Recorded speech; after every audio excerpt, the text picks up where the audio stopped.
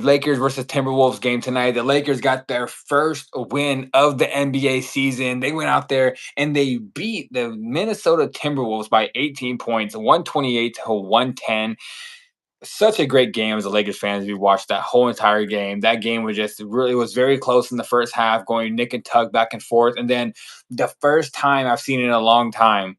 I've always said this: if the Lakers can just get their third quarter woes together, we could win a lot of these games because it's usually the third quarters where we blow it. And today, that third quarter was honestly our best quarter of the whole entire game.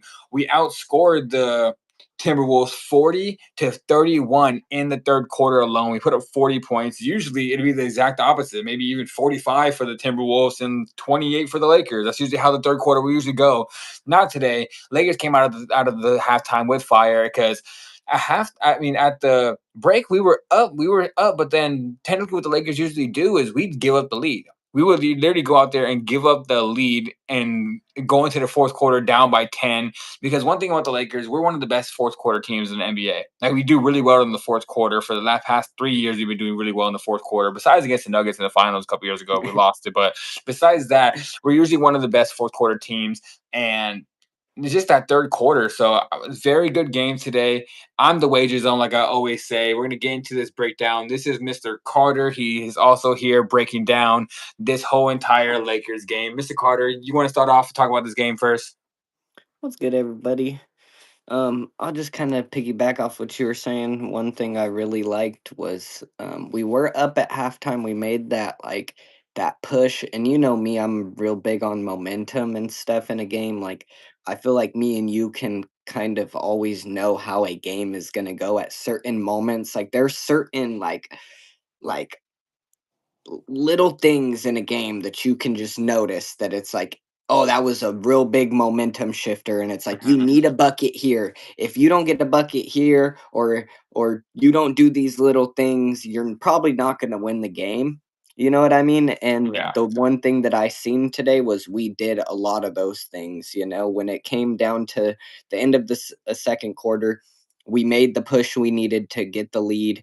We held the lead up until the halftime, right?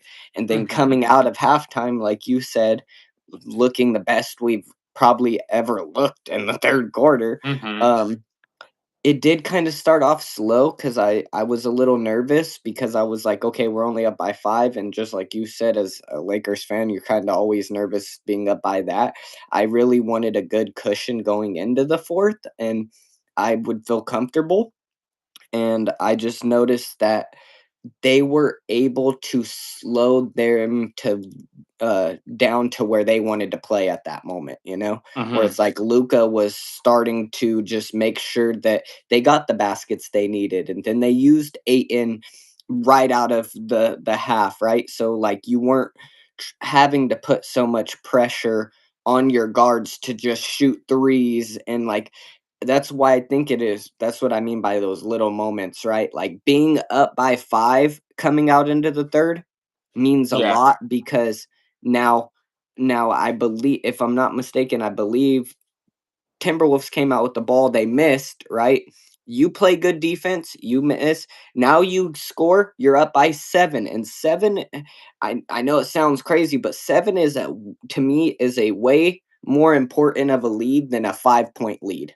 Yeah. Like it is, right? And to me at that moment there was like 2 or 3 possessions where we went back and forth with them, Mhm. right? Where it was like it stayed at that 7, and that's why I said that 7 was so important. They kept trying to bring it back down to 5, but every time they bring it back down to 5, Luca or Aiton or somebody would make the perfect play to put them back at 7. And I felt like that gave them the chance to be able to, like we've said before, like there's times the Lakers just couldn't score and our role players aren't doing what they need to do. And so it kind of makes the defense look horrible as well. Yeah. And you've always told me this, where it's like when you put the bucket in the basket and your defense can set, especially when you're with the Lakers, that you play better set defense than like transition defense. Putting the ball in the basket is really important, and I feel like we did that very well in the 3rd quarter where it was just like we weren't, like, taking the lead crazy for, like, the first few minutes, and but that gave us the opportunity to play the strong defense that Mhm. led us up to pushing the lead up so much, you know? And from there, Austin Reeves and Luca just took the rest of the game over in their hands and said, "Okay, we're up. We're not going to give up this lead. We're going to make Mhm. sure and score," which is what I feel like you didn't like about the first game Yeah. was that like or Austin was kind of doing that, but it wasn't really needed. Where in tonight, like I think I messaged you was like it was more timely, right? Where it's like his buckets were when we really needed to just keep the lead or push the lead and started to gain that momentum. So Mhm. Yeah, like I said in the first game, I put the first game I literally kind of not blame, but I put a lot of it on Austin because when the game was close, when we needed a shot to keep the game close, or when we had a small lead to keep the lead when Luca went out, Austin was missing shots. He was going out there, he was missing a lot of things. He was getting you drive into the paint, trying to run a pick and roll, and he would get turnovers. This game, he looked very comfortable. Like if you look at the stat line, almost basically like a little bit better of a stat line than the first game. The first game he had 26 and 9. Today he had 25 and 11 for assist wise, and he also had 7 rebounds to add with it today. But almost the exact same stat line, but if you look at the stats for the first 2 games, you would say Austin had arguably Austin might have had just as good of a game as he did today.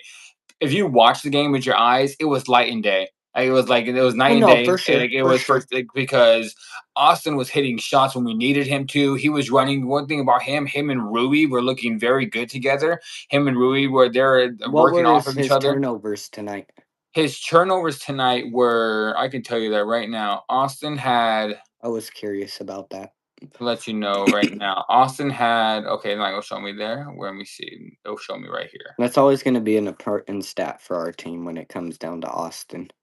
Let me That see. and his Turnovers. personal fouls. If you look in the first game, he had that same stat line with a Oh high yeah. See, turnover. yeah, last game he had 5 turnovers. Today he had one.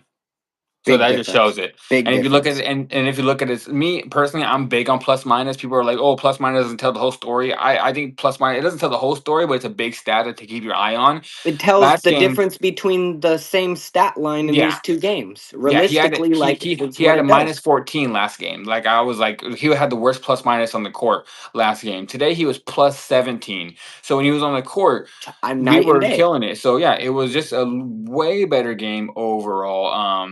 I like Austin just showed that he can arguably run the offense when Luka is not there, and I just liked how he's still trying to work on the chemistry with Aiton. So I feel like he last game in game one, I feel like he tried to force it with Aiton a lot. He was trying to run pick and rolls with Aiton. And Aiton, one thing I didn't like about him in the first game, Aiton wasn't rolling to the basket as much. He was trying to like pop out for like a mid-range fade, and Austin And is kind of Austin's used to the yeah. Jackson Hayes or Austin's yeah. looking for a lob. Austin's looking to probably try to fake a layup and throw the ball right into you on the inside.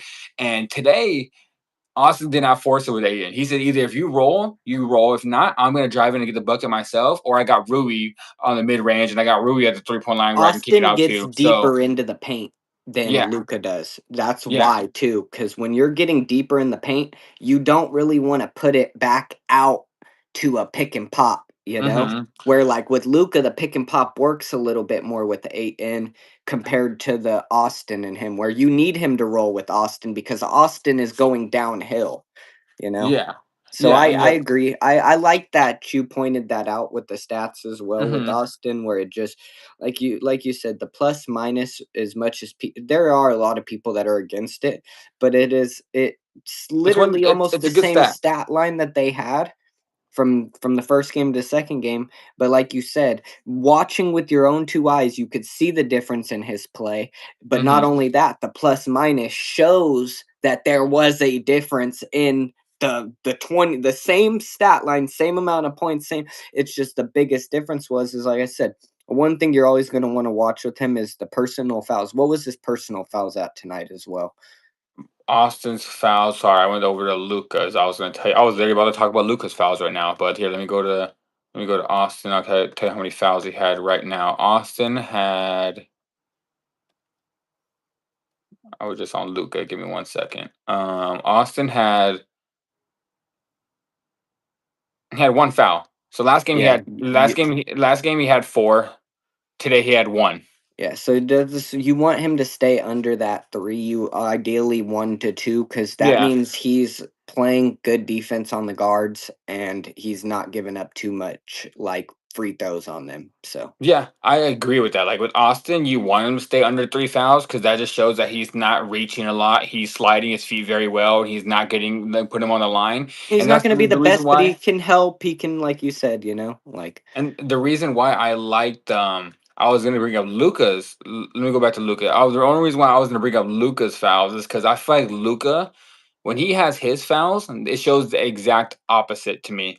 Because when Austin has his fouls, it seems like Austin's not playing good defense. But when Luca has his fouls, it to me it shows that he's playing great defense. His last game, Luca had one foul. Luca's defense was more of last game, Luka played some good defense as the Warriors. I'm not lying. Compared to what he usually has done, he was playing the passing lanes very well, kind of like a Larry Bird esque. Like Larry Bird wasn't very athletic. Larry Bird didn't have the best on ball defense, but what Larry Bird would do is he played the passing lanes, and that's what Luka did in the game one. And he only had one foul, but he was getting a lot of blowbys.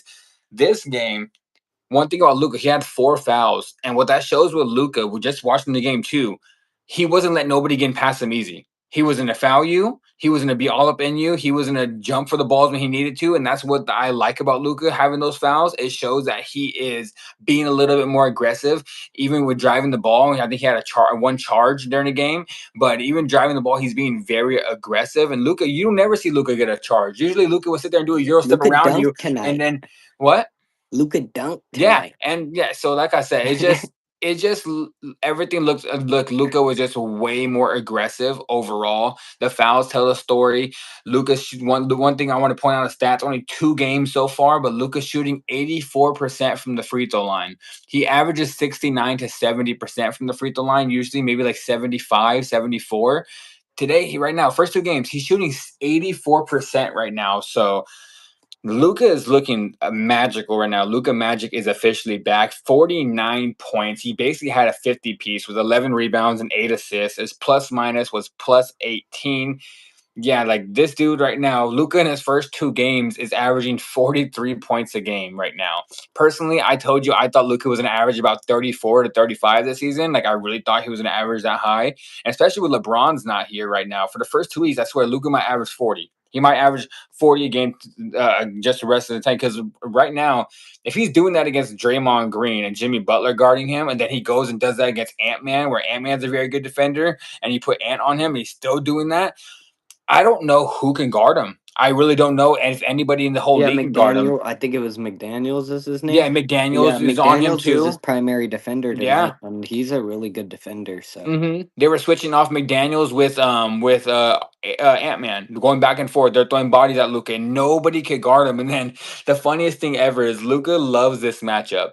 He's loved the matchup against Rudy Gobert since he was young. Since he was like 18 years old, he well, would he took switch and advantage of it he tonight every again. time Luca sees Rudy Gobert on the floor, he's gonna try to get the switch because he takes advantage of Rudy so much. It's And he like, actually had a big tonight that, like, when he gets the switch, the other person couldn't just double Luca right away mhm, when he had him on, because then he would just pass it into the inside as they're trying to switch back. yeah, And and Rudy's not quick enough to switch back onto the big. And would be, you know what I mean? And that was the problem we had mhm, in the series was they could throw the two at Luca right away because who well, I'll leave who I mean, Rui or whoever, like, we're not expecting them to be in the dunker's position, you know? yeah. And speaking about that big, DeAndre Ayton had a really good game today. He Better did. than last game. He looked like he was fitting more in the offense. 15 points, 8 rebounds, 1 block. He's shooting 74% from the field right now, so he's not missing shots. He's taking the shots he needs to. And I know last game he was kind of settling for turnaround fadeaways and his little. Today he was just letting the offense run come to him. I liked how he was like when he got the right switch on him. He knew exactly where he was going. He like, yeah, 15 points and 8 rebounds and 1 block, 74% shooting. That's starting to look like the Phoenix Suns on DeAndre Ayton. That's starting to look that way. So the Ayton keeps playing like this. Rui keeps playing like this. And if Luka's dropping 45 to 40 points, man, I don't know who's gonna be able to stop the Lakers, especially with Austin Reeves scoring 25 and with LeBron comes back. The one thing I can say that is bad about the Lakers right now, because I don't want to just say everything is good, because I did see some holes in the game today, is that we're very top heavy. Maybe when LeBron comes back, the role players play a little better because LeBron will give them open shots. But if you go look at Dalton Connect, he had 8 minutes today. He had one rebound, no points. He didn't, and he got no assists. Dalton Connect just looked like he wasn't playing. Like he just looked like he was lost out there. He's He like that did from the kind of offense. look, And you know, Jake LaRavia had 28 minutes, only 6 points. Jake was playing good defense. Don't get me he wrong. played good tonight. He played good defense, but just the I want to just say the scoring, they're not putting up enough numbers. Vanderbilt had good defense tonight. Like it seems like those guys are playing defense. He had 7 rebounds. Vandy only scored 2 points. Gabe Vincent had a bad game. I personally, yeah, I don't know if Gabe should even be starting anymore. Like he's I hit know or miss. it's just so hard because I don't know like it's just like with what you just explained, right? You can't put Jake, you can't put Vando, like you just can't. Like it just for offensive sake, the one person that you've said was smart, and it's just like the reason that you really don't want to do that is like you give Smart the starting minutes either way. You just start Gabe Vincent and then 5 minutes in, you bring Smart in. That's what he's been Hmm. doing. So it's like it's low. It's probably the best game plan to be honest. But to go back to what you were saying with Jake, right? Um, the one thing I do like about him a lot though is the difference between I notice with like him and Dalton, right?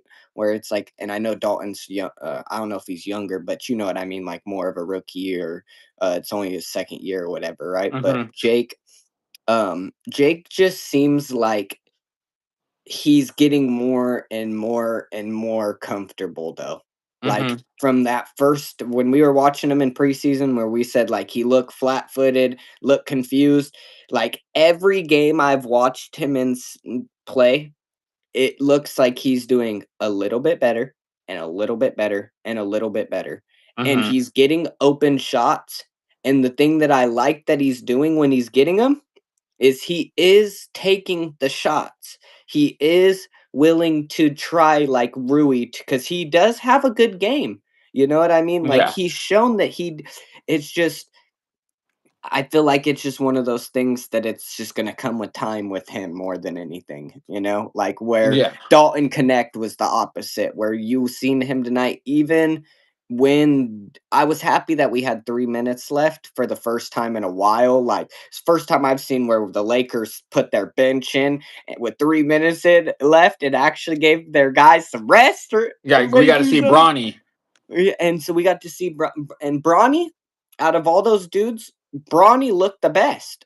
To be Hmm. honest, like I mean, I know they weren't really him and Jake really, but Dalton just looked out of sorts and just looks like he wants to throw up the basket so much to try to make it.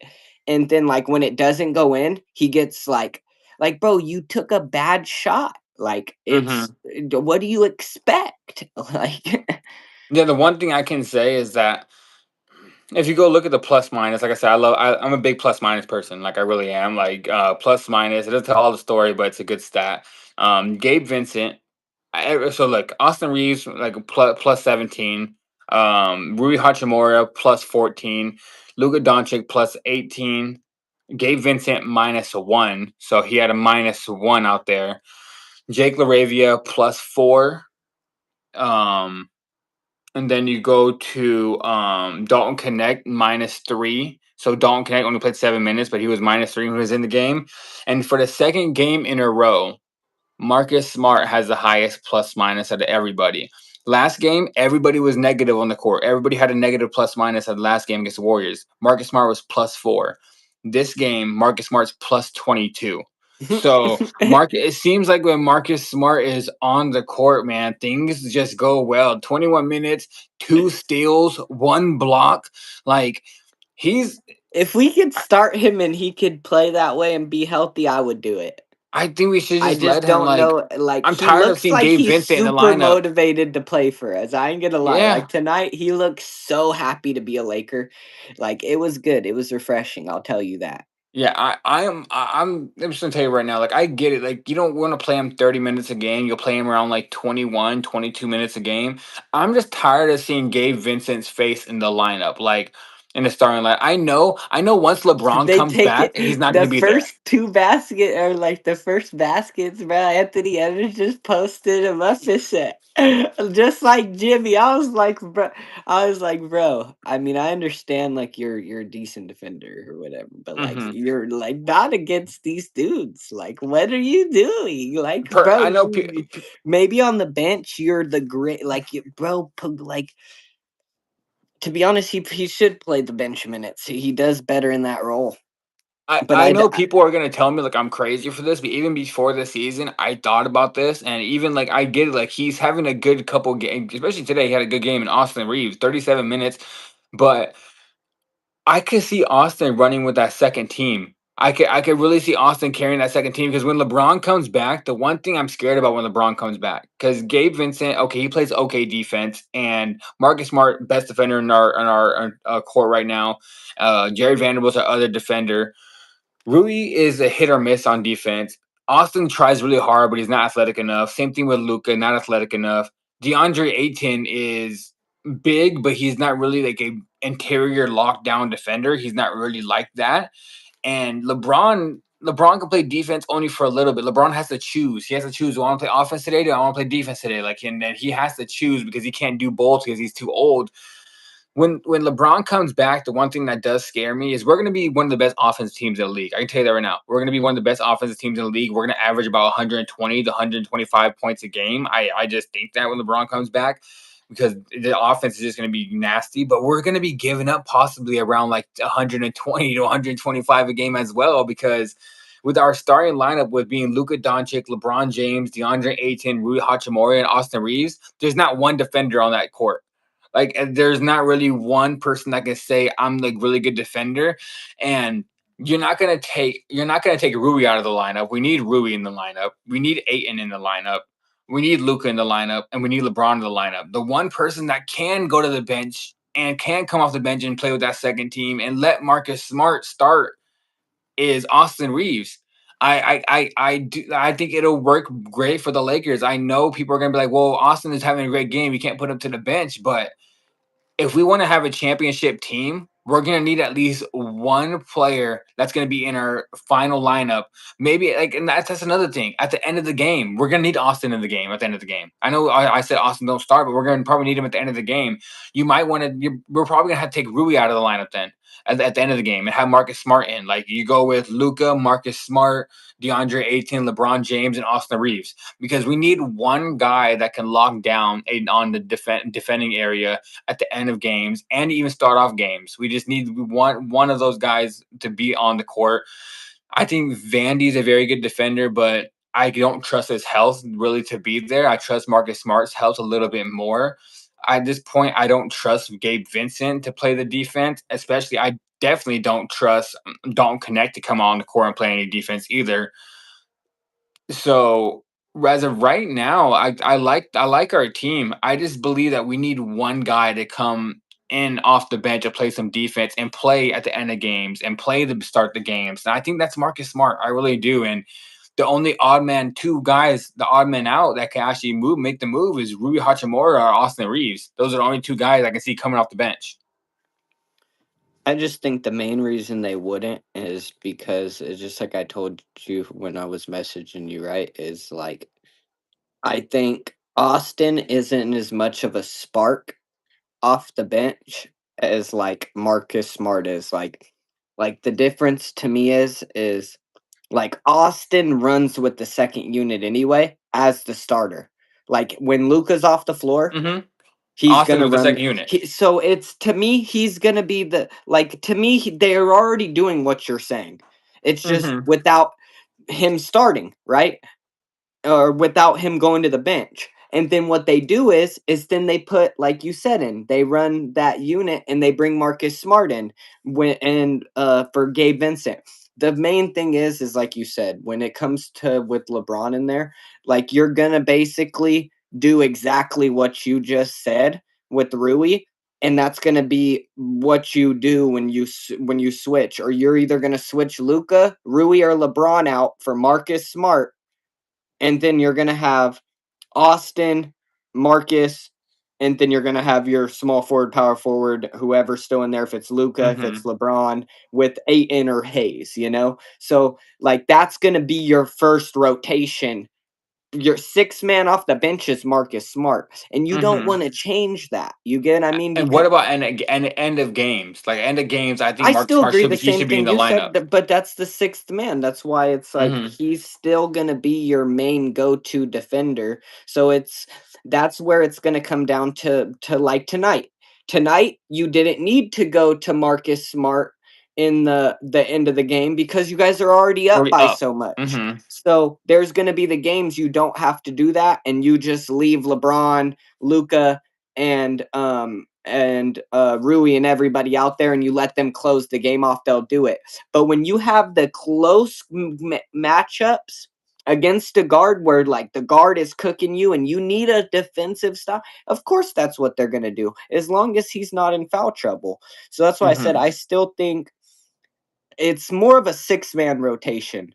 And the shitty part about that is right now is the six-man rotation has Gabe in it. Like, that would be the shitty part about it, to be honest. Like, the if Mhm. I had any negative thing to say would be if we could get somebody, we need to trade Gabe and have another wing or another something to come off the bench or to fill in that, like, just like you said, if LeBron gets hurt, anybody gets hurt, like, I don't think the only person I could really think of is Jake, but I still think Mm-mm. he's a better bench player than he is a starting player. And so you don't need him. You need him off the bench for defense. And I like how they like that's the one thing me and you talked about that we didn't like the most in game one was Austin Reeves. Uh um how he approached the game and how he did everything, and the coaching, right?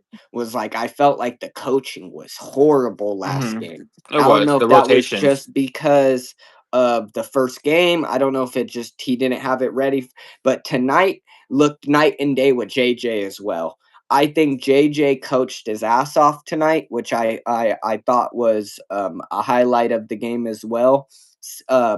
Because remember I told you when we were doing our first episode of the post up was I felt like Aiton was gonna have a good year based off of what JJ does, right? Mhm. And I think that kind of showed already where in the first game, even JJ didn't put him in the like as much as everybody says Aiton wasn't doing what he was supposed to do. It's JJ wasn't get putting him in the right spots to do what Mhm. he needed to do. And this game he did, bro. He came out and used Aiton the way like he said, we need you to get rebounds. We need this is what we need you to do. And he went Yeah. out there and did it, you know? And you could just tell by like the way that they were spaced and everything was 10 times better tonight, and that's all credited to JJ and the practice. And like we said, it was still the first game. It's going to take time, you know, and it's going to take time once LeBron comes back too to fit back in, because realistically that's the sixth dude that we need right now. That's not Gabe Vincent. Like, we have a six-man rotation that's really good.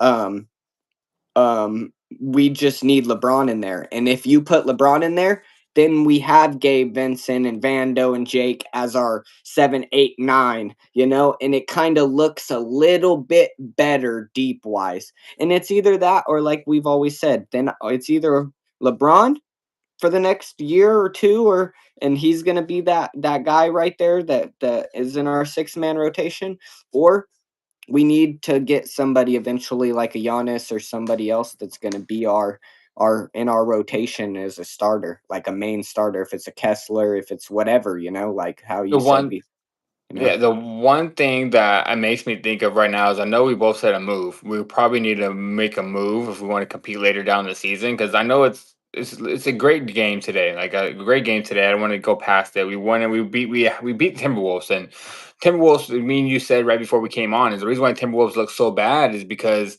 Mike Conley was the focal point of that running that offense last year, and now they have Dante DiVincenzo starting at point guard, and he's not a natural point guard. So I do believe that that team got a little worse because Yeah. now they're running a lot of ISO ball. But going back to where you said they move, it makes me start to think of like we should have. I know it's kind of too late to say you should have, would have, could have, but it makes me want to say like we should have just moved Dalton Connect when we had the chance. Like we really should have moved him. We had the chance because everybody was high on him. He was looking like a very good player, and we could have moved him. We could have had a good player for a young talent that don't connect. That everyone was looking at, and now coming into these last like playoffs last year, and now these first two games, I feel like his ceiling went from here on the trade block to way down here now, and now I don't think anyone's gonna really want to trade for him as much. So, It's the still two as good as people a first round pick. I think Dalton Connect is worth a second round pick at this point. Maybe Like it just depends what you put with them and stuff too. But I mean, it's the thing is as we know, like, you could go put hit like, I mean, we've seen it a billion times, like, and that's why I don't think people get very discouraged about, like, Lakers players too much like that. It's just mhm. them not wanting to work with the Lakers in general that usually is the reason that that doesn't happen, and Trevor and we've talked about it as well, is, like, it's just that's just a common thing in the NBA. It's like, nobody wants to see the Lakers win it, so it's like, if you're another GM or you're not gonna give the Lakers anything, even if it was for Dalton Connect anyway. I mean, what it was the you weren't the highest on the Charlotte dude either, I like thought. I mean, I kind of was because I think I messaged you. I messaged you as soon as we traded for Mike Williams. I was like, we just won the championship. I was like, as soon as we traded for Mike Williams, I was like, we just got the big we needed to win the championship. Like I was so happy we got him. Honestly, like I really. But then gave him back for injury concerns, but it seems like he's not injured at all. Like just from watching him play, and even all what he did last year and beginning of this year, like he's doing really good in the interior with the Hornets right now. Um, but I'll open up the trade block right now for you. We trade Austin Reeves, Rui Hachimura, Dalton Connect, and a first round pick for Giannis Antetokounmpo and and uh Giannis's brother, Donis. You bring them both in, I've always and told you I would that's the only I would person like that it. would do that though. But I'm pretty Like sure that won't happen because I'm pretty. You know who I think Giannis is gonna go, and it's gonna be the craziest team to watch for the rest of the season. 'Cause I do believe he's gonna end up there. He's gonna end up with the San Antonio Spurs, and we're gonna see Wemby and Giannis in the paint together. Oh my gosh! If he it's gonna ends up with depend the how they do. Spurs, if They're he, if not he, looking too bad yet. if oh the Bucks. Yeah. I mean, they're not looking too bad because Giannis is having 20 rebounds and 37 No, but points. I Like, kept up with the game today even and it just seemed like the overall team aspect, like, you could tell they wanted to win and, like, it was everybody putting the effort in and, like, it was good. Like, I I didn't j understand why they were underdogs to the Raptors. I didn't. Like, I didn't. I get it. The report came out I that mean, the Giannis was Dodgers hurt. He had to screwed me, hurt. but I got him at a plus 160 live, Yeah. down by 2. I didn't understand why they were underdogs. I really I didn't. was like, "Bro, I was like, "Is everybody playing?" And they were like, "Yeah." I was I think it was because the before the game, a report came out that Giannis had a hurt toe, and he was probable, and a lot of people probably thought he wasn't gonna play or he was gonna be out there hurt, Yeah, but and even live down by 2 to me, yeah, like, that's when he's crazy. having a good game already, Yeah, like I just didn't understand it because I was like, "This is the game that Giannis is gonna put away, and he needs to put it away because they need to have a good standing spot this year if they wanna compete." And mhm. to start off the year 2-0, like, as of right now, you're happy as a Bucks fan because you're like, "Okay, maybe he won't leave," I'm not saying they're gonna win it all or doing, anything spectacular, but I did tell you I thought Giannis would have a really, really good year, and the one thing that I'm not high on about them over there, and I've always told you this was Doc Rivers, you know. So it's like Mhm. I don't think Doc Rivers is gonna. I don't think he can win with Doc Rivers. I just don't. I I do just I I mean, I get it, they're 2-0, but they beat the Wizards and they beat the Raptors. yeah, Well, no, no. That's what I I said. will It's not. when you know when we're gonna know when Giannis is happy or not in this next 3 game stretch when they got the Cavaliers, the Knicks, and the Warriors. Then we're gonna see if he's still so happy after these 3 games because I can see them losing all three. And if he loses It's all and three, how they lose and yeah, how the team acts about it is gonna be really, really key. Especially because like if they can keep it going and win some games and feel like they have some momentum, he may stay. But if it gets around the trade time and stuff and he's unhappy, he's gonna ask out. He yeah. is. People are saying the Knicks because Giannis, I guess, wanted to go to the Knicks. People are saying the Knicks, but I'm like, I don't see a trade for them because they're gonna have to. Cat's gonna have to be in the trade. It's gonna have to be Carl Anthony Towns. Cat's gonna have to be involved, but why would you put Cat on that team with Miles Turner? You have two bigs in the paint that like to extend the floor and shoot the three. That's not going I to mean, work. Like, it would be really, really dumb for Milwaukee, I'll tell you that, it but, would. I mean, You'll probably get Josh Hart and Cat. That's who you'll probably. I'm And doing it if I'm the Knicks, I'll tell you that, yeah, like, I yeah. mean, don't get me wrong, I I still I think would do Cat it. fits better with Jay like, the team and stuff, but I also think, like, if you give somebody like Giannis or Jalen Brunson that actually plays and, Oh like, yeah. Like if I'm the like, Knicks, I'm accepting that all day. But I'm more. I guess I'm more speaking of like, why would the Bucks even think about that? Like, would they just if trade him? who Cat? Yeah, would they just move him then, too? You You would have to have a 3 team trade then because you can't trade for somebody and then and trade then them right immediately after. trade Yeah, him, you have yeah. to wait like at least like So 40 it had to days, be a something like that. three-teamer? It'll have to be a 3 team trade and you have to get somebody else involved to probably get Cat and then Bucks would probably just get loaded up with draft picks. That's probably what the best thing they can do.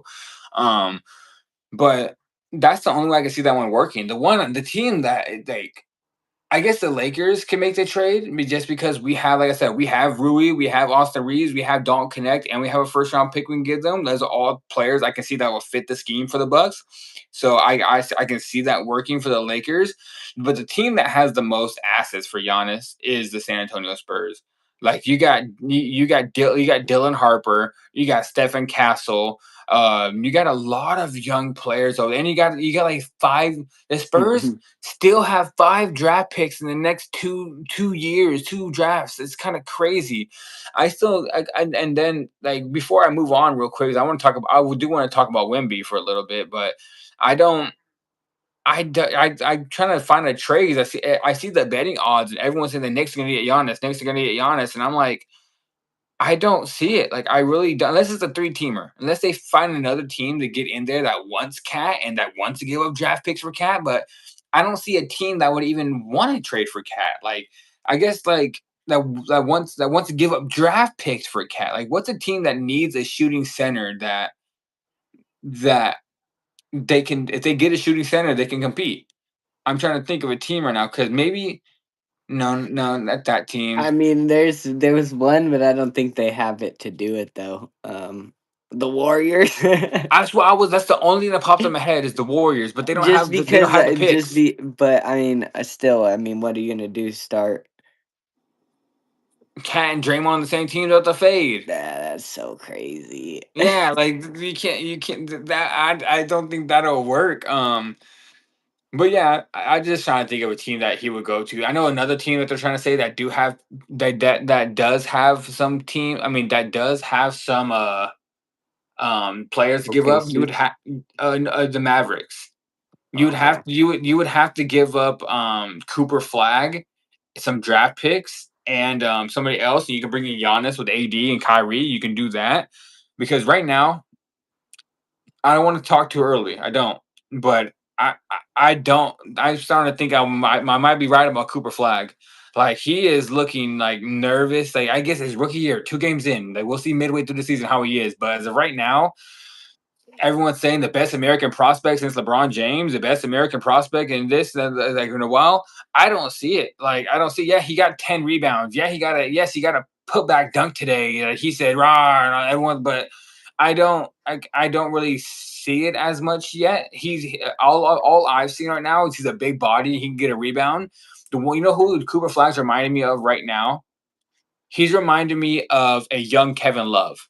That's who he's reminding me of. A guy that can extend the floor, play a little bit of defense, and get some rebounds. That's who he's reminding me of. He's not reminding me of a LeBron or personally, I said coming out of the draft, who he reminded me of coming out of the draft. Everyone was saying LeBron, Jordan, all these guys, and how good he is. Personally, I said he was Scottie Pippen. I was like, he reminded me of Scottie Pippen, the guy that can extend the You floor, he said can play the Kevin Love. wing. I was thinking like Laurie Markkinen too. I guess, but Laurie's so much of a better shooter, I guess. Yeah, not a good shooter. But yeah, Not Laurie at too. first though. Laurie was doing bad. Remember when you remember when we played 2K? You remember when we were playing that? It I'll was so never funny. forget that because he's came a long way, Yes, man. That's yes, how I know he's came a long yeah. way. Because we used to make fun of bro so much playing 2K with the Bulls. I swear, bro. But now he's like the leader of the Jazz. So, but that's who he's reminding me of right now. He's reminding me of like a Kevin Love, but a little bit more athletic. Kind of like how I said that Zion reminded me of Charles Barkley, but just a little bit more athletic. But He he's was the best prospect since LeBron. American prospect. Yeah, Yeah, like how the hype of like LeBron had, and he was supposed to have like this at like crazy body, like like LeBron. Like the closest thing recently that we've had to like LeBron at least was Zion. Zion just and when he plays, he looks like he's that like he's that star. He just yeah. can't stay healthy. He just can't stay healthy, and he just needs to He's looking stop better this eating. year. He is competing like even today against the Spurs. Like they were up. It's just Wimby is just Wimby. Now that guy, right before we get out of here, I think that's the last thing I want to talk about before we get out of here is Wembanyama, man. Victor Wembanyama is literally a NBA 2K my player. Like this dude is doing things in the NBA that I thought I would never see. He has the best nickname. His nickname is the Alien, and that's the best nickname possible you can give to him. Wembanyama's stat line for the first game against the Mavericks: 40 points, 15 rebounds, one steal, and three blocks. Today against the Pelicans, 29 points, 11 rebounds, one steal, and nine blocks.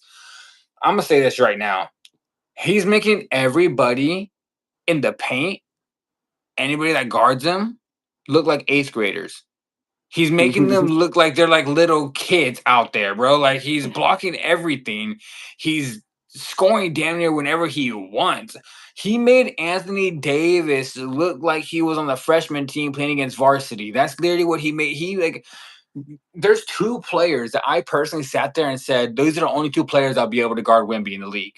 In that one of them is Giannis. We'll see when he plays against Giannis. I want to see when that happens. That's going to be a battle and two with Anthony Davis. And he went out there and just scored 40 on Anthony Davis, 15 rebounds, blocked Anthony Davis twice.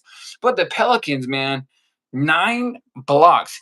The craziest thing, dude, we might see the first quadruple double since David Robinson in the 90s, and Victor Wembanyama might do it because he almost had a triple double today with blocks and rebounds I and know, points. that tripped me out. I was like, bro, if you didn't have fouled That out, he hasn't got one happened. more. That hasn't happened since '97 when David The Robinson did only it. thing about the game that sucked for him is he fouled out. Like, but Oh it's yeah, he like, fouled out. That's the but one it thing. was like, and after leading your team back to victory and like I mean, Mhm. but he was probably going for that last block. I ain't gonna lie, if you didn't foul out trying to get that last block, you do it. I know it's only two games, but let's look at like since his rookie year, he averaged 21, 10, 10 rebounds, four assists, one steal, and two and a half blocks. His second year, he averaged 25 points, 11 rebounds, four assists again, one steal,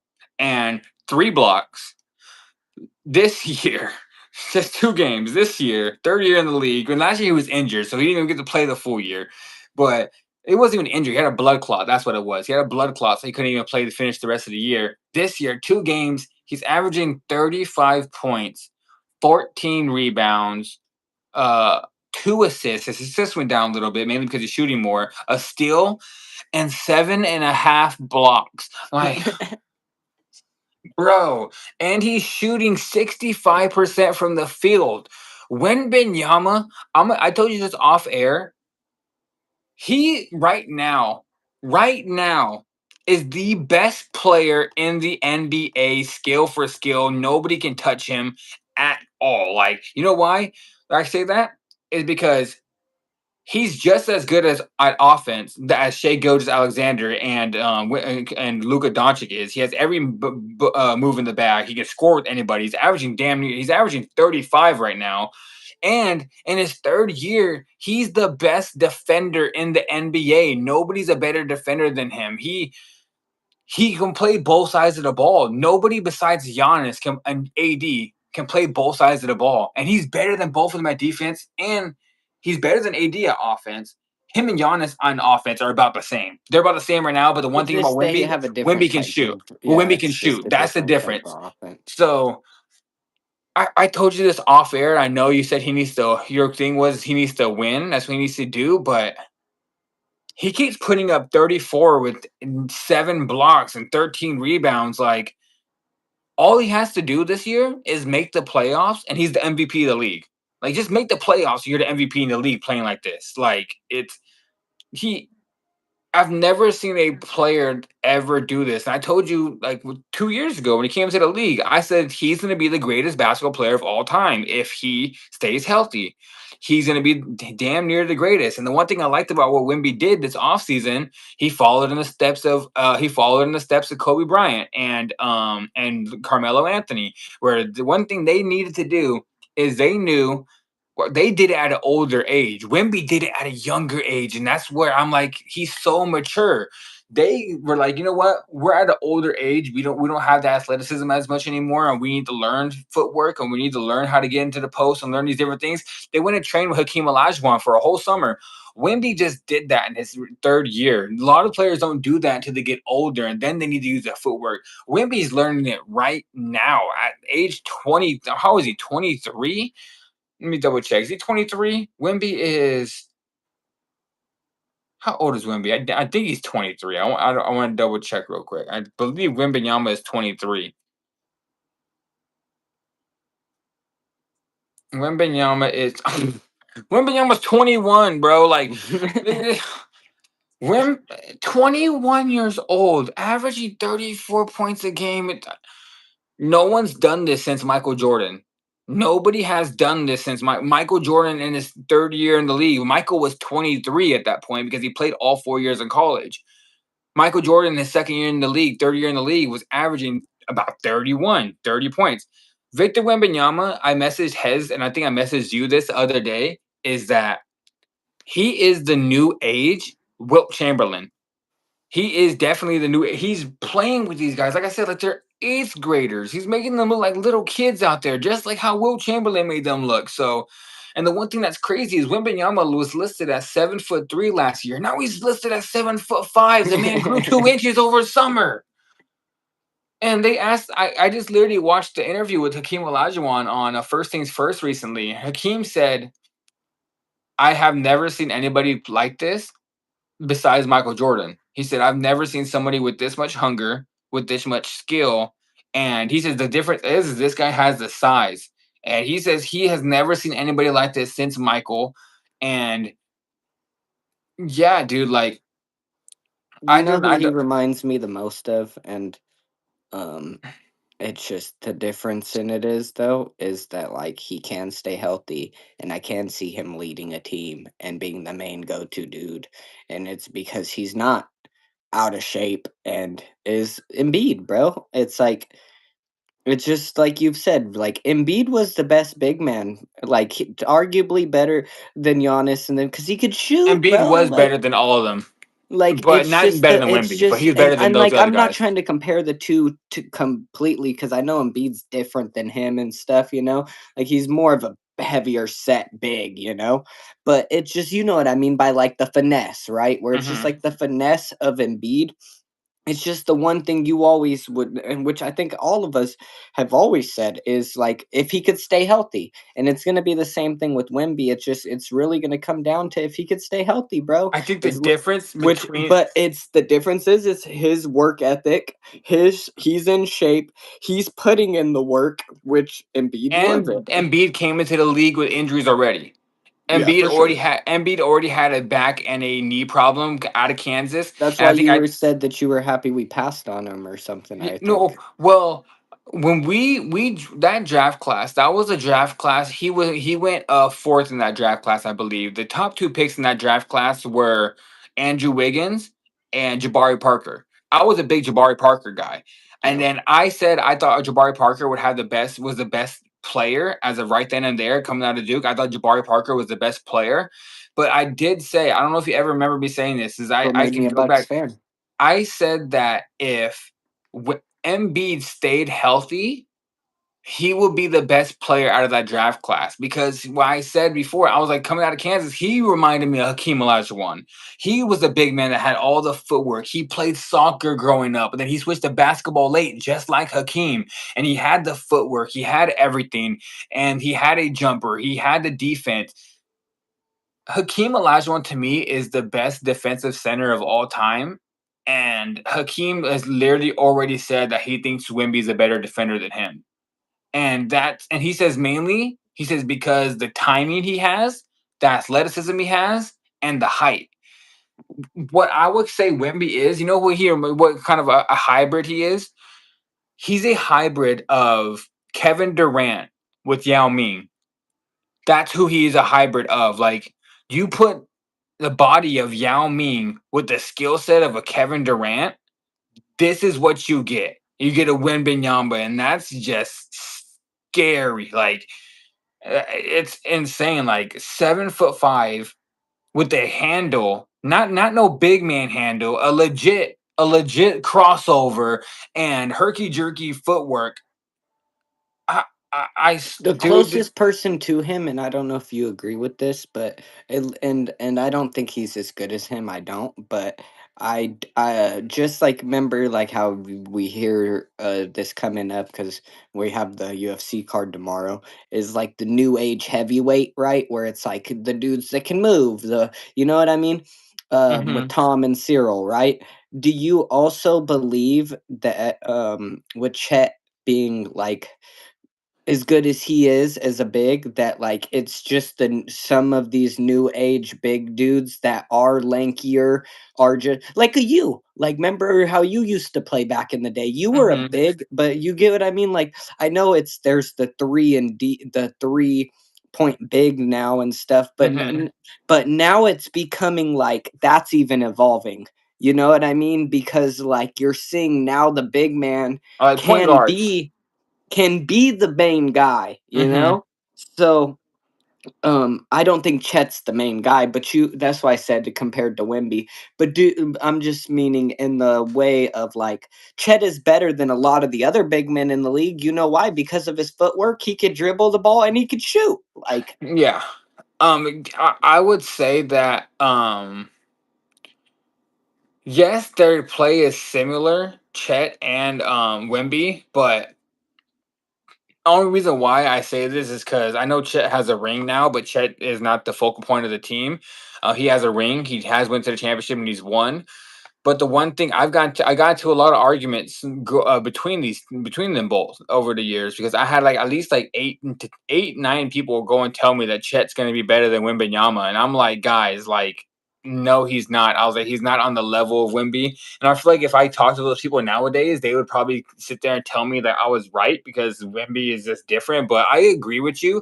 Their play style is the same. They both are long. They both block shots. They both got a handle. They both can dribble but Wimby's because Chet's not a point guard. You know what I mean? Like he's a big that can shoot. Chet reminds me of a. I guess the best way I can say is an Amari Stoudemire.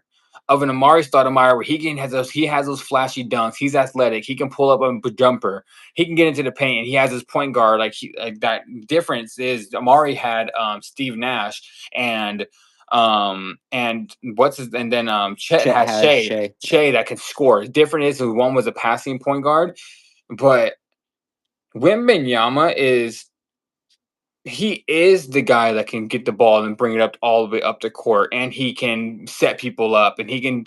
I honestly believe before this year's over, we are gonna see a quadruple double by Wembanyama, as in 30 points, 10 assists, 10 plus rebounds, and 10 blocks. And I think that's going to be the probably when everyone's eventually going to be like, "Dang, this guy is literally the best player." I don't want to just sound like I'm like and all over him, but I really am. I've watched basketball my whole entire life. I've been a big fan. Like you know me, I was the guy that saw Luca coming. I was saying Luca's gonna take over the NBA when he was coming out of Real Madrid. I was the guy that was like all over Jabari when Jabari was coming to there. I was probably the first one to say I thought Embiid was gonna be the best big man in the league. I was the first one to say I thought James Harden was the choke of the league, and everyone was telling me I was wrong. And now James Harden is the choke of the league. But I have never seen anybody quite like Wembanyama, as in like the defense, the work ethic, the height, the um the natural gift of wanting to be great. Like he has the one thing that people always told me is that oh he's a foreigner. They don't have that will. They don't have the physicality. They don't have that will to win. I think this year is like last year and the year before that. I was like, okay, I can see what you guys are saying. He takes possessions off sometimes. He doesn't have it. So far this year, 2 games in a row, he is showing all that to the side. And the one thing I liked about Wimby's interview, I watched it after game one. They asked him why is he so aggressive now? Like why does he seem like he's a lot more aggressive in his third year? He said one because he's stronger now. He says I'm stronger. He says I've gained a lot of muscle over the past couple years. He says especially with all the time I had off last year, I'm a lot stronger and I worked on it. He says number two, he says because I wanted to show what my teammates what a leader is like. And that's what I was like, boom. I was like, bro, you got it. I was like, you literally got it. Because he said, I want to show my teammates, I wanted to prove to them that I am the leader of this team and you can't trust me. And I'm just like, bro, that's what I wanted to hear from him for a while. And now he's got that. He's got the mentality because he's always had the skill. Now he has the mentality. And yeah, I don't have really much to say besides right now I see like 3, 4, 5 more games like this. I'm already gonna say he's the best player in the world. Like I know I get Luca just dropped. I know Shea just dropped 55, and Luca just dropped 49 with the 11 points, 11 rebounds, and 8 assists. But none of those guys are getting 9 block shots in the same exact game. So it's you know what Wemby reminds me of. He reminds me of like not like to this extent because this guy is probably the greatest baseball player of all time. He needs to go out there and prove it a little bit more for me to say that. It's Shohei Ohtani. Shohei Ohtani can go out there and get 10 strikeouts and he can go and hit 3 home runs in a game. Wembanyama is damn near on the same thing where he can go out there and drop a 40 piece and block 10 shots. So it's almost As so long as it's just like I said, and I told you, it's not like he needs to win the championship or nothing like that. It's just as long as those stat lines though, when he's doing it, is translating to winning. Mhm. That's the biggest thing that I was trying to make a point on earlier, when I was telling you about it. It's not so much that I'm gonna discredit what he's doing. But if you're going out there and getting 40 and 9 blocks and your team is losing, it gets overshadowed, bro. It does at some point. Like it's just because like if It it's gets overshadowed. You know why? I don't want to blame it on this guy, but the reason why it gets overshadowed is because there's one guy that did that a lot, and he got an MVP. And then after he got the MVP, people kind of just like was like, oh, Westbrook. whatever. It's Russell Westbrook. Is Westbrook was out Yeah, there and, getting and all I, these I get I numbers, and get it I wasn't. get why people say that, but it's like the thing is though is Westbrook was giving 110% at all times. Yeah, he was. Like that's the thing that I why even though as much as people want to discredit him for what he's done, like is yeah, it may not have always translated to winning, but he was trying to win at all times. Like it's not like he wasn't trying to win. Like Hmm. and it's the same thing with Wimby. It's like if you can see that he is putting in 100% effort and like that's what I mean. If it's 40-9 and you're getting blown out in the game, then maybe you need to switch up what you maybe you don't need 40-9, maybe you need 30-5 and you need to get somebody else more involved. It's just like Mhm. I said, like maybe it's De'Aaron Fox needs 10 or 15 more points when he comes back, like is what's going to really win. Like you said, I like the fact that he is going to be a leader, and I do see him being that, which I think will work really good with him and Fox. I'm a big Fox dude. I'm happy about it. I mean, I know we're doing a Lakers thing, but we wanted to talk about some of the other stuff Yeah. going on as well. We always do. We're big NBA Um, fans, and we're Laker fans. But and we just talk. If you're here for the first, like, if you guys are still here watching after the repost, or you guys are here watching right now, we talked about the Lakers game. We talked about the Timberwolves and everything. That's the first thing we here to talk about. But now, like, we're also NBA fans. We're not just Laker fans. We love the NBA, and we also want to talk about those topics as well. yeah, for sure. And then just I think you kind of touched on it going back into the Lakers a little bit, but it's just like, and I don't think we actually like brought up the actual whole stat line. But what was Luca's stat line again? If you could tell me. Luca had 49 points, 11 rebounds, and 8 assists. Yeah, see, he had a really good game, and then it's just like with what you said about Wemby, and Wemby is doing it younger, which is the crazier thing. But Luca was always kind of like that more slower person, like he's not a super like you could tell he wasn't like the go getter type of person. Like I don't want to put it in that aspect, but you know what I mean. Like he plays a slower type of game. Hmm.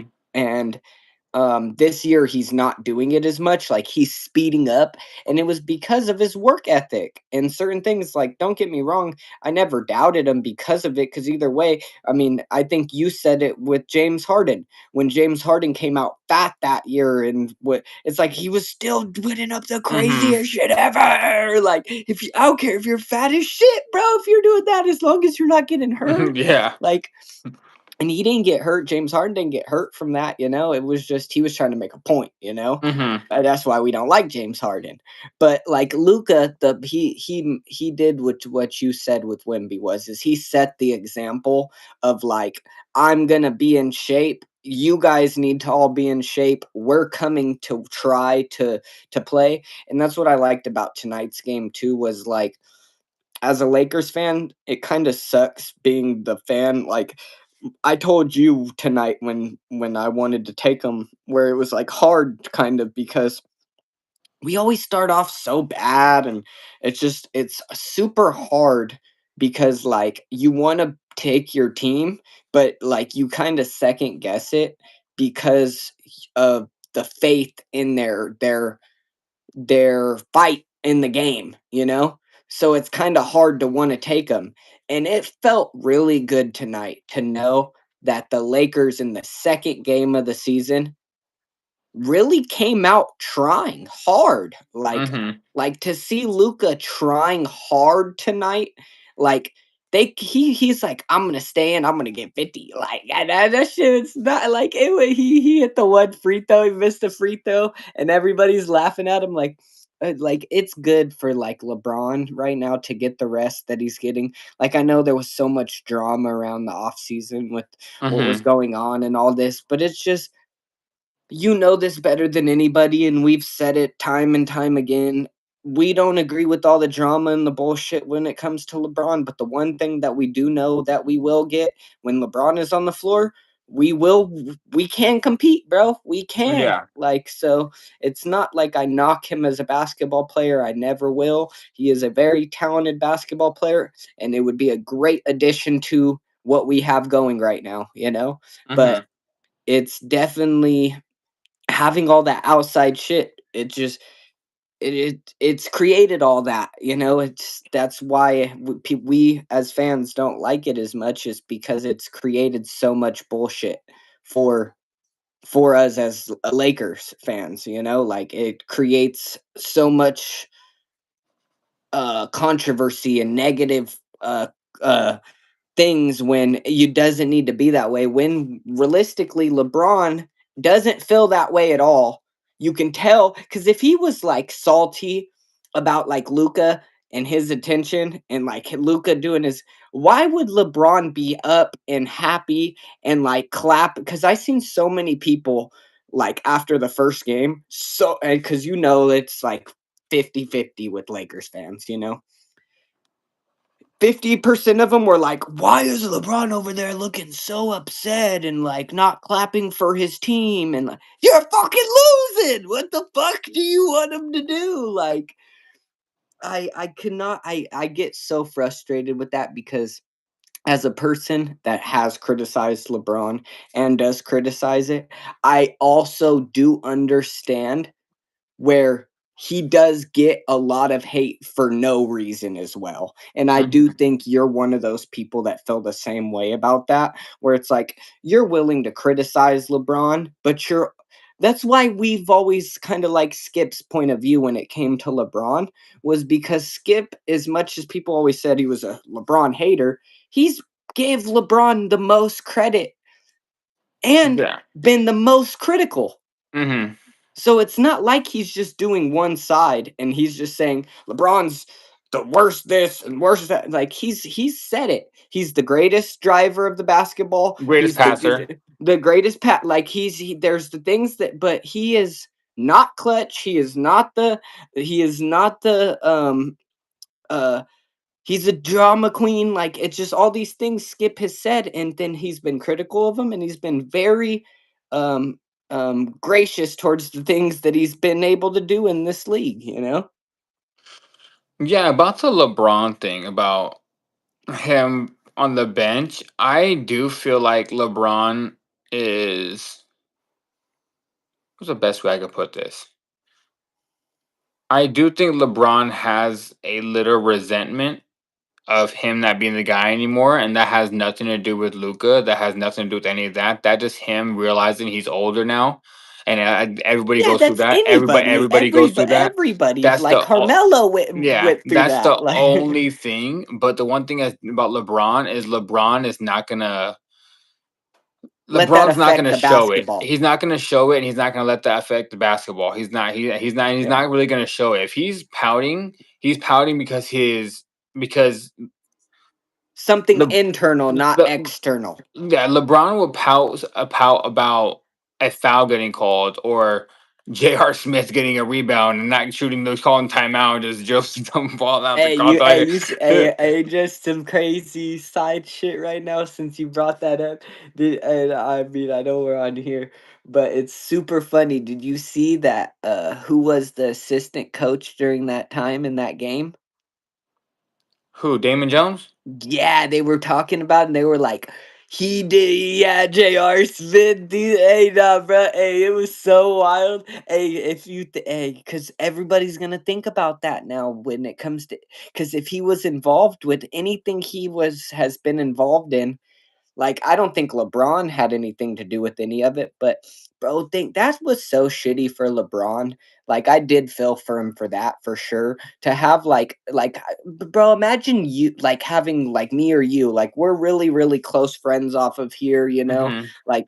Like I could not imagine you selling me out, bro. Like you like I mean, taking my like what he did, at least from the reports I watched, it wasn't like nothing crazy. All he did was tell people that he was hurt.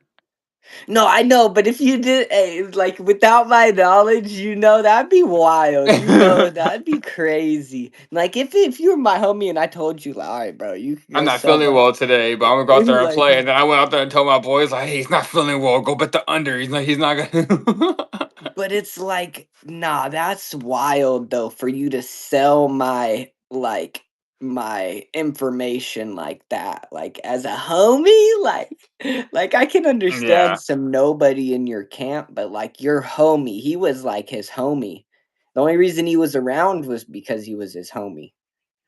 I was yeah, like, man, that who is was. your homies getting caught for steroids and over here getting caught for I don't care. I don't care. Like people can't tell me LeBron. All of like one of LeBron's homies getting caught with fraud in the banking. One of his homies getting caught with gambling and giving out information. Another one of his homies caught fraud with selling steroids. You're telling me LeBron didn't know anything about this? Like this.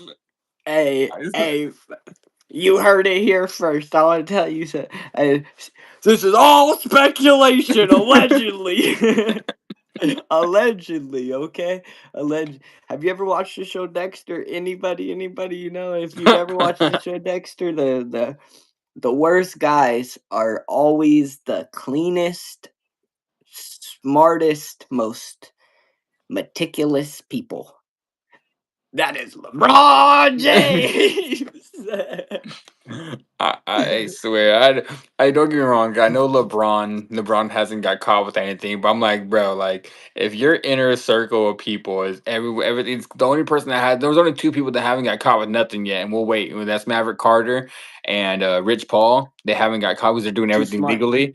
Yeah, I was like, they're the top two guys. Everybody else is They getting let caught with some everybody else stuff. take the fall before them. That's why. That's why I said, bro, you can't like. I mean, doing dirt comes with all that, you know. It's just like I said. Hmm. That's why I'm very thankful that I don't have friends like that, and I do have a great friend like the Wager Zone that won't sell my information out, brother. but but yeah, man, like I that whole scenario was just crazy. The whole scenario, especially with Chauncey Billups getting arrested for holograms on poker tables and basically cheating people. He was bro, he literally working with the Gambino family and the mafia. Like that was just crazy. Like I know it wasn't that had nothing to do with like sports gambling, but that all it had to do with just like gambling in general with poker tables. It's But just it did crazy. have something to do with the sports because the whole ring itself that was being ran included the sports thing too.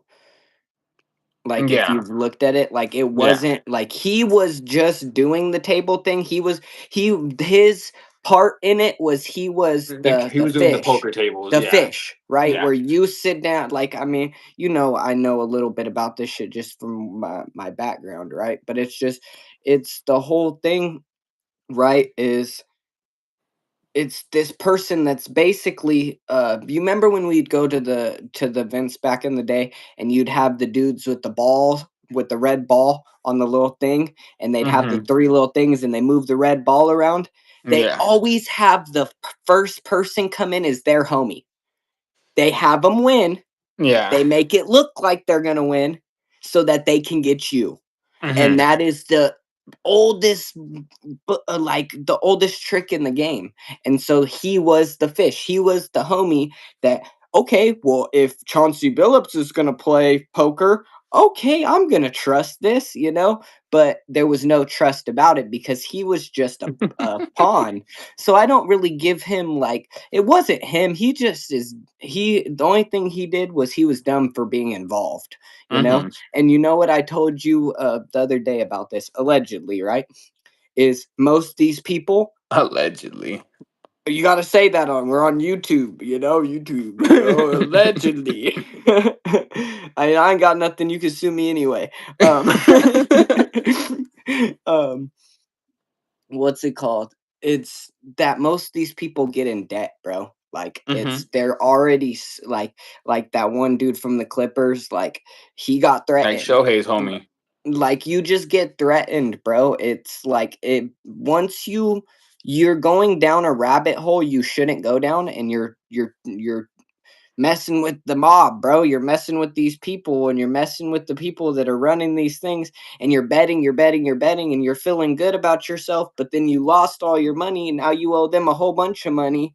And you know how they get that back from you is having you do stuff like that. Hmm. And so it's like you're obligated to them now. And I mean, allegedly, but one of the biggest hoax of all time. And I still believe this wholeheartedly. And I may just be the fan in me, but you know, I've always been this big person. I still believe that the Conor McGregor fight with Khabib was that whole scenario that I just said played out allegedly. Hmm. Is it just he he did some shady things. He owed them a favor and then he lost to somebody right after that in the most high prolific, it sounded like I am the most Peaky Blinder shit I've ever heard in my life. Like like allegedly. Like Oh shit. But yeah, it's just crazy that, and the one thing that Stephen A. Smith Stephen A. Smith went on First Take and said it. He went on First Take and he said, "Trump's coming for you guys." He said, "Y'all better watch out." He said, "Trump's coming." And I was just like, "Bruh," it's like Stephen A. was like, "Y'all better watch out." He said, "This man," he said, "Man, the White House." He said, "He ain't playing." He said, "He's coming for all of you guys." He said, "He ain't letting you guys get away from this no more." He said, "He's coming for all you guys." And I'm like, "Yeah, he's right. This motherfucker, he's coming for all these people trying to like gamble and get the mafia ties and all this stuff. You better watch out. Trump about to end up like allegedly end up like John F. Kennedy, messing with the mob and stuff like that." Allegedly. So I don't want to. I know don't quote Allegedly. don't quote me on that, but I'm just saying like these things are wild out here. That what's it called? But I think the one last thing I wanted to say right before we get out of here, it was back on Wembanyama, is that there's two things I like about Wemby a lot, at least in these first two games. And one of them is his career average. One of them just these first two games is that he has had zero turnovers in his first two games this year. He hasn't turned the ball over once, and that's In it's both kind of games? both games, no turnovers. That's That's good. a great stat. That is a very I get it. Like he sometimes he's dribbling the ball up and he's posting up and doing that. He had oh yeah. Did you see that one thing that Wimby got posterized by Zion today on a putback? No, I didn't know Yeah, that. so the ball bounced on Zion. Wimby went up for the rebound, and Zion just comes over the top and just says, he hams right over I him. know Like, they oh were damn! up Like, with like a minute or two left, and like I know that all of a sudden I seen overtime, and they were up in overtime. The Spurs were, so yeah, they I win. knew Wimby did something. I didn't keep up with that game though. I was It's watching the okay. Dodgers.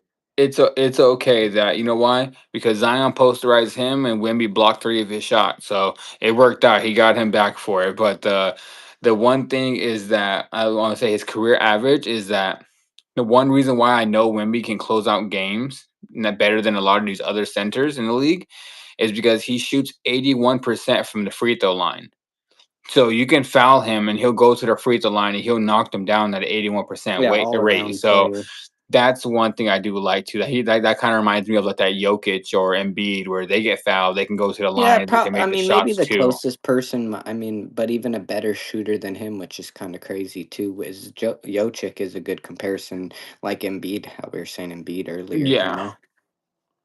I Yeah. see him being on the Jokic type level, but better defensively. Way better defensively. And Like so you're gonna. So I get you. all right, guys. We that was all we had to talk about with the Lakers. We went out there, had a great win against the Timberwolves today. I want to check who is our next game. Yeah, that's what I was about. I have I it know set we up play right on here Sunday. So let me see. I know we play against the on Kings. yeah, we play the Kings on Sunday in Sacramento. That's gonna be the next game. It's gonna be the battle between the Sabonis and Luka Doncic. I guess DeRozan, because DeRozan's averaging 30 right now in the first two games. But it's mainly gonna be, in my opinion, that's gonna be Luka versus Sabonis. In And LA. then huh? I said the game's in LA. Oh, it's in Sacramento. Is it? Yeah, the game's gonna be played at Golden One Center in Sacramento. Why does it say at LA? Does it? I'm on ESPN. It says Sacramento. I'm pretty sure they're I know it playing. had it on the side. Usually, like it was like Oh Sacramento's yeah. the home team, but then it says at LA. I don't know. That's weird though. But But yeah, that's our Nets game, a Sunday. So we will see we how have that game a goes. good schedule coming up here. The next hmm few games we got the Kings, the Blazers, the Timberwolves again, and the Grizzlies.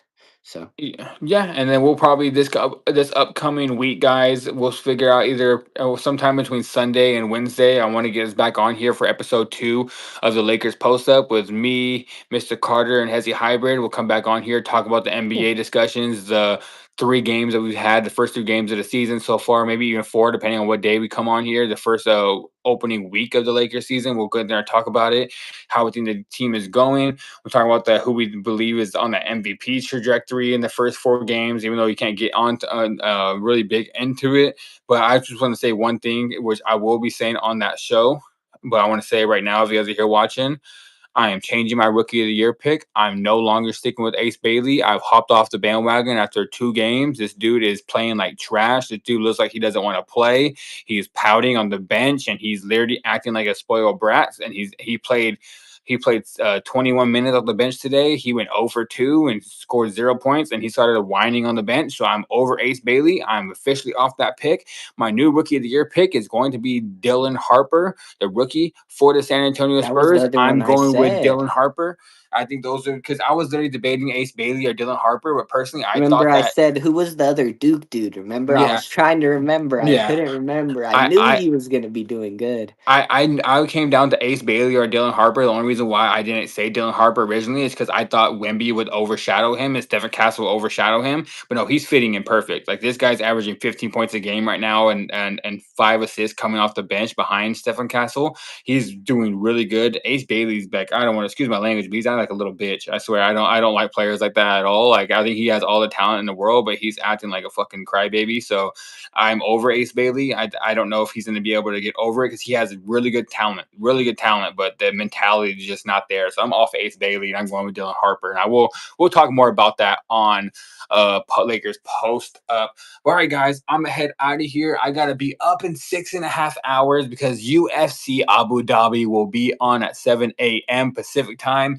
I will be doing a live watch along in the morning. Watch it, and we gotta watch it because Mackenzie Dern is going to be a champion.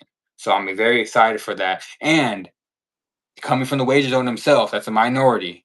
Tom Aspinall is about to get exposed. So we got to watch this card tomorrow, guys. So I will be up tomorrow morning for a live watch along. And I'm probably going to see if Mr. Carter hops on with us for a little bit. I And I'll might probably be try to up, get. guys. I know you said you got something to do early, or Not anymore. I'm going to do that not after the anymore. So fights are you're gonna be over. watching the whole thing. Yeah. Okay, cool. So I might hop on with you if I'm up still and stuff. So, Okay. um, Well, but yeah, I'll see you Lakers with the win, tomorrow. 128 to 110, guys. Let's Mm-hmm. go. We're gonna be One trying and to one. hop on more often as much as possible. Like he said, he always is hopping on and stuff after the games. We're gonna be hopping on after Lakers games. He does soccer, NFL, um, UFC, all types of MMA from Mm-hmm. PFL, tons of different. LFA, Cage Yeah. Warriors. So I do everything. make sure like, subscribe, check out the page, guys. You guys already know the deal. It's Mr. Carter's.